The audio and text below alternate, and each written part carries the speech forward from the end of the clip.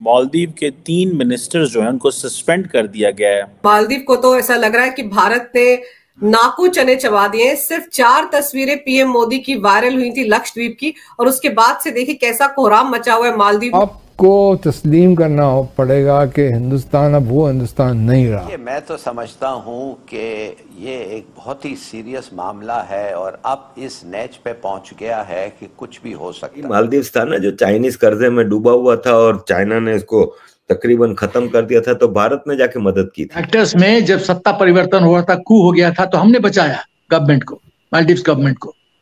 नीर में जब पानी का शॉर्टेज हुआ था, भारतवर्ष ने सपोर्ट किया। संजीवनी में कोरोना काल में हमने दवाई भेजे। ये जो मिनिस्टर्स थे ये रिस्पॉन्सिबल थे बिकॉज इन्होंने प्राइम मिनिस्टर मोदी के बारे में और भारत के बारे में कुछ डेरोगेटरी रिमार्क्स जो थे वो दिए थे। जो है इंडोनेशिया ने इंडिया से 9 लाख टन प्याज की डिमांड की है। क्यों आखिर हर कोई जो है इंडिया से ही हेल्प मांग रहा है? इंडिया के चावल हो, बनास्पति राइस हो, पूरी दुनिया में उसकी डिमांड है। इंडिया की कोई टेक्नोलॉजी। इंपॉर्टेंट ये है कि मोदी जी अब ऑफेंसिव मोड में आ गए हैं। मोदी जी अब मालदीव्स को लेसन पाठ पढ़ाएंगे। तो आप इमेजिन कर लें कि नरेंद्र मोदी का या भारत का कितना ज्यादा असर रसूख है। इंडियन समझते हैं कि अगर हम बाइकआउट करना शुरू करेंगे तो उनकी इकोनॉमी बैठ जाएगी। मेजर कैंसिलेशन हुआ है हिंदुस्तान के टूरिस्ट के द्वारा। बॉलीवुड के और भी कई सारे एक्टर्स इस ट्रेंड को फॉलो करते हुए इस कंट्रोवर्सी के ऊपर ट्वीट करें कि जो तुम्हारा जो करीब 18 से 20% इनकम आता है जीडीपी में टूरिज्म से, उसमें हाईएस्ट जो टूरिस्ट हैं वो हिंदुस्तान के हैं। ये जो चीज़ है, मैं तो मेरे लिए ज़ाती तौर पे ये एक बहुत बड़ी शॉकिंग खबर है कि एक मुल्क कैसे अपने मिनिस्टर्स को जो है वो सस्पेंड कर सकता है। क्योंकि आज कुछ अखबारात पढ़े तो उसमें इंडियन फौजियों के भी हाँ, मैंने तो आपको सबसे पहले बताया कि ये और इसराइल एक साथ गजा में लड़ रहे हैं। अब ये जनूबी लबनान पे आ गए तो इंशाल्लाह इस चीज़ को छोड़ें कि मिनिस्टर्स फारग हो गए, जस्ट इसकी जो कॉन्सिक्वेंसेस चेक करें that how influential India is in the region and in Maldives. ये एहसान फरामोश रहते हैं तो उन्होंने बदतमीजी की, तो फिर भारत के भी सेलिब्रिटीज ने सही जवाब दिया।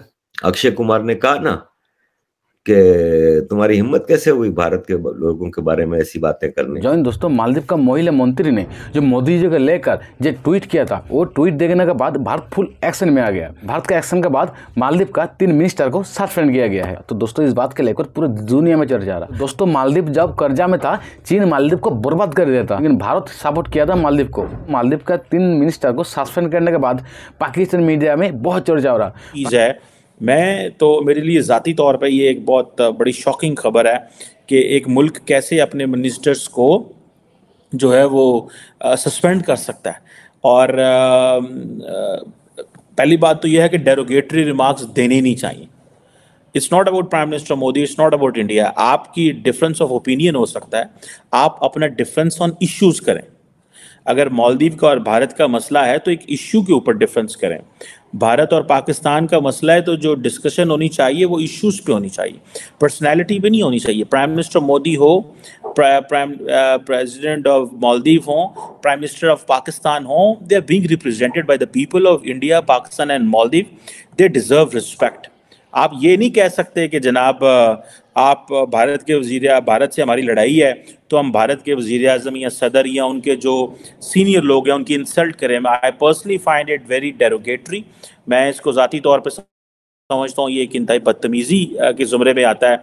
और कोई भी हो, इट्स नॉट अबाउट आप जैसे कह लेना कि ये जो क्वेश्चन है बदतमीज़ी करने का या डेरोगेटरी रिमार्क्स का, मेरी ज़ाती नज़र में मैं इसको अच्छा नहीं समझता।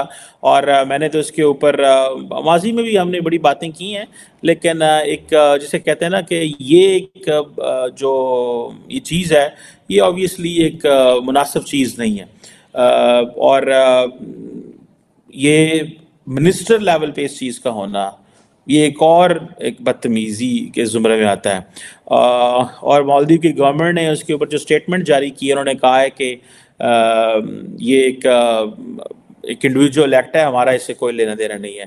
सो इट मीन्स कि आप भारत का प्रेशर चेक करें, फॉरगेट व्हाट हैज़ हैपेंड। इस चीज़ को छोड़ें कि क्या हुआ, इस चीज़ को छोड़ें कि मिनिस्टर्स फारग हो गए, जस्ट इसकी जो कॉन्सिक्वेंसेस चेक करें, that how influential India is in the region and in Maldives.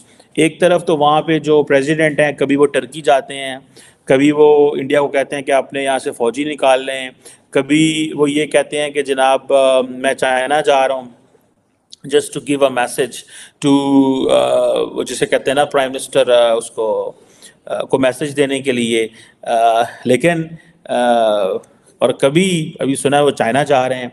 आपको पता है कल रात मालदीव्स की जो फॉरेन मिनिस्ट्री की और गवर्नमेंट की और प्रेसिडेंसी की जो सारी वेबसाइट्स थी वो सारी की सारी बंद हो गई थी।